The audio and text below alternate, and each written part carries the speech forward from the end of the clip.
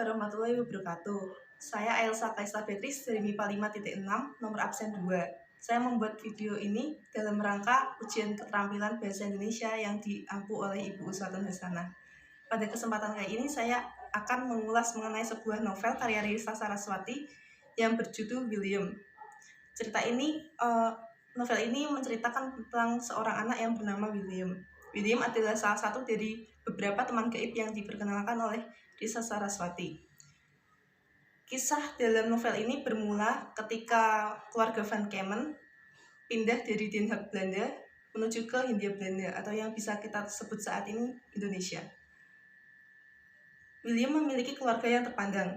Ayahnya, Johan Van Kemen, merupakan seorang perwira tentara dan pengusaha yang cukup sukses. Sedangkan ibunya, Maria Van Kemen, adalah seorang putri dari petinggi militer di Belanda.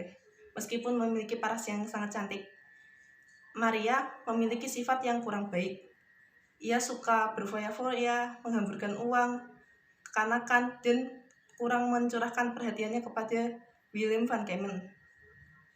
Johan yang mengetahui perlakuan Maria terhadap William tidak bisa berbuat apa-apa karena rasa cintanya terhadap Maria mengalahkan rasa tanggung jawab dan sayangnya kepada William.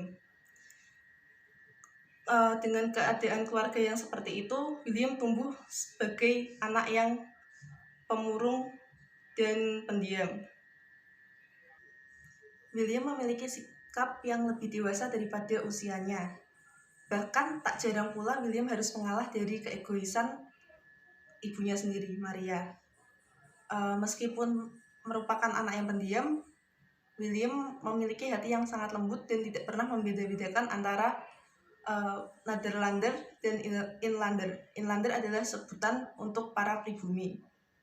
Hal ini pula lah yang menyebabkan hubungan antara William dan Maria menjadi semakin renggang karena Maria sangat menghina Inlander dan menganggap bahwa bangsanya adalah yang paling baik. Bahkan kerenggangan hubungan mereka terus berlanjut hingga nyawa mereka habis di tangan tentara Jepang. Nilai yang dapat kita ambil dari novel ini, yang pertama adalah nilai moral, yaitu janganlah sombong atas semua hal yang kita miliki saat ini. Seperti pada Maria, dia sangat menyombongkan negaranya sendiri.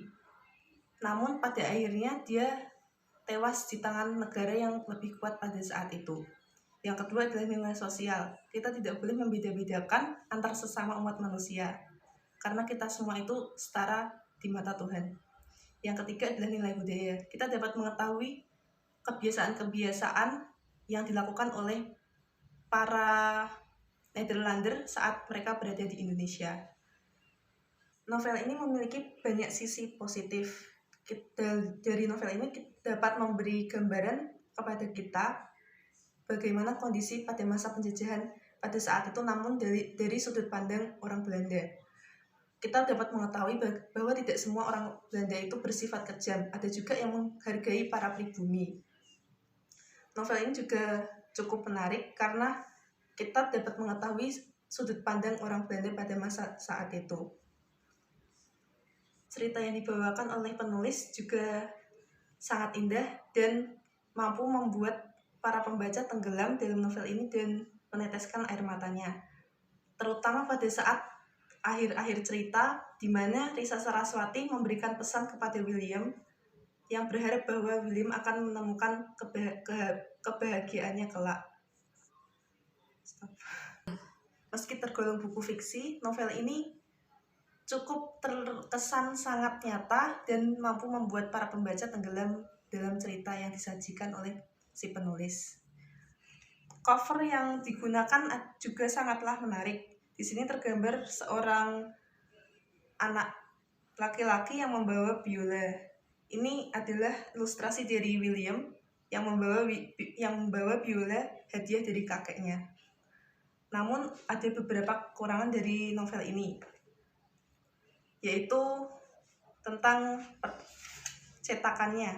Di sini terlihat bahwa cetakannya kotor, terdapat garis yang membuatnya terlihat kotor. Dan juga ada beberapa cetakan yang yang terkesan blur dan tidak jelas di beberapa bagian di novel ini. Stop. Dengan membaca novel ini kita dapat menjadi lebih bersyukur karena terlahir di masa yang lebih mudah pada saat ini, tidak seperti pada zaman penjajahan yang apa-apa itu sulit dan untuk meraih kebebasan itu sangat sulit. Melalui novel ini kita dapat mengisi waktu luang pula apabila dilanda kejenuhan. Menakjubkan sekali bukan? Hanya dengan membaca buku, kita dapat merasakan berbagai macam emosi dan kita dapat menerobos dinding waktu untuk mengetahui apa saja yang terjadi di masa lalu. Dengan membaca pula, kita dapat mengetahui tempat-tempat yang tidak pernah kita kunjungi sebelumnya. Jadi marilah kita budayakan hobi membaca mulai sejak saat ini. Sekian ulasan dari saya, kurang lebihnya mohon maaf. Wassalamualaikum warahmatullahi wabarakatuh.